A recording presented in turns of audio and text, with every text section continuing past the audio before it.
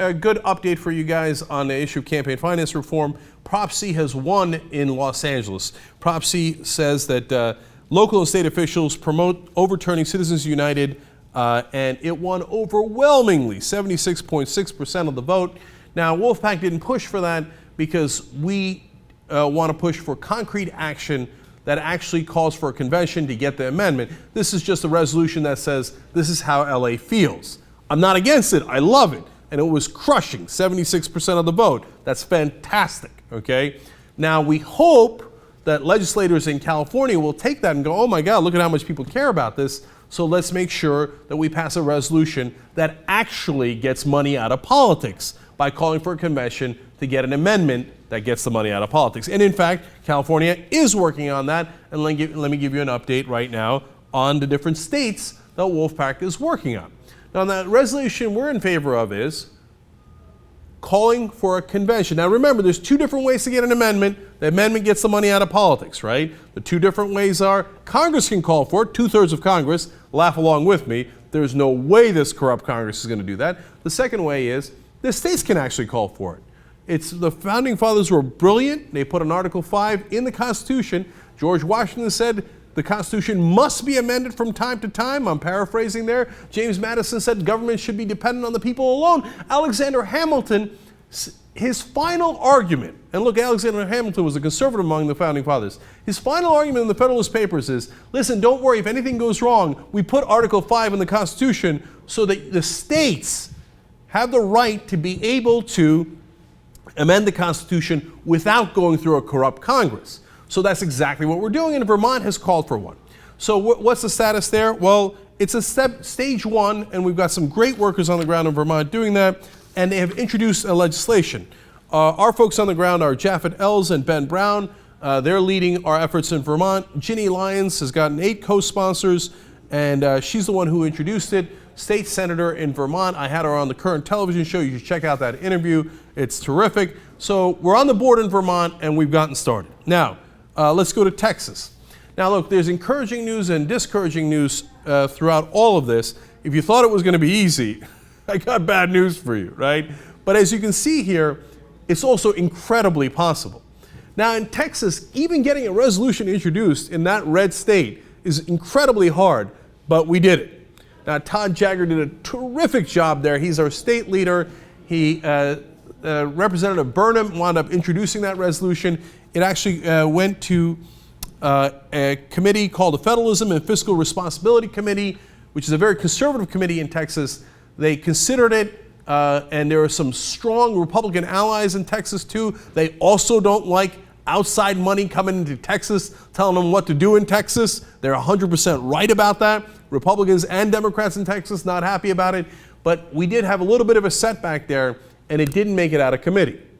You know what we do? We regroup, and we go get them next time, okay? But we're on the board in Texas, and we had a great fight there, and we're in a much better situation for next time around. In fact, that leads me to Minnesota. Now, if you would look to see what was happening in Minnesota a year ago, you would have seen no checks on the board whatsoever.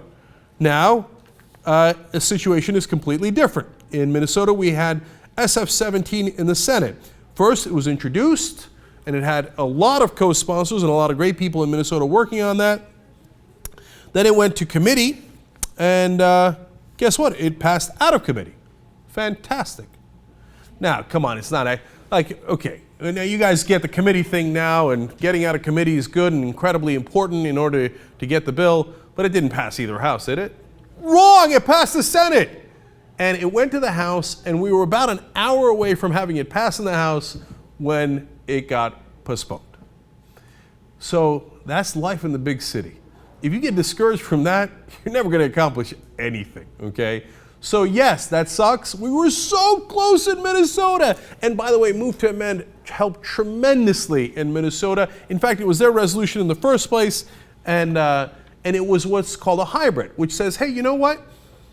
We are calling on Congress to give us that amendment, but if in 180 days they don't give us that amendment, then we're going to call for a convention. So have at it, man. Either way, you call for it or we call for it, but we're going to get that amendment. Well, in Minnesota, we had a great worker there, Don Suave, who was a volunteer for Wolf-PAC, and they pushed super hard on it.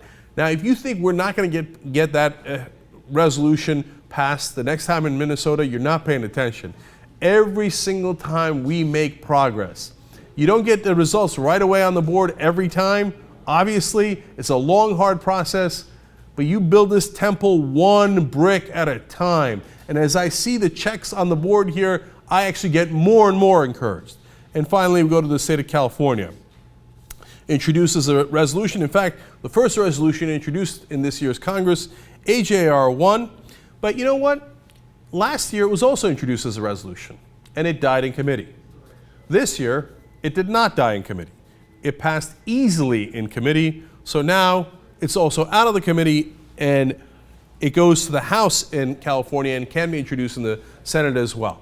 Now, there's a hold on it in California as well, but that's exactly why we need volunteers and members for Wolf-PAC, okay? So if you're a volunteer for Wolf-PAC in California, what do? You pick up the phone now and call your local state rep, your local state senator, and you say, look, HJR 1 is incredibly important. It's how we fix our republic, our democracy, and you state legislators, in a sense, can be part of the new founding fathers and founding mothers of this country because you can help save our republic. So that's why we need you in Wolf-PAC, because we need people in those districts telling their state reps, their state senators, hey, we need to move this forward, okay? And if you're a member of Wolf-PAC and you're not in any of those states, we're working in all of those states. We've got volunteers in every single state, all 50. Plus, we need, of course, money to be able to have this organization function and thrive. So we right now, there isn't firecrackers and fireworks going off celebrating, all right, we got 28 states on the board and we're almost there. But there's definitely progress. I'm super encouraged because I've seen it throughout the process. Again, 2 years ago, there was nothing, no resolutions introduced whatsoever. Nothing made it out of committee, nothing got into any Senate or House in any state. Now we're getting on the board, and with your help, we can get there. So go to wolf-pac.com, either join up as a member and be part of the Wolf-PAC, or join up and/or, I hope you do both, become a volunteer so that when we need somebody, like we did in Minnesota, God, we were close in Minnesota. If we had some more volunteers in those districts, we might have been able to push it over the top. So we need you in every state for the next battle, and I hope to see you at wolf-pac.com. Go.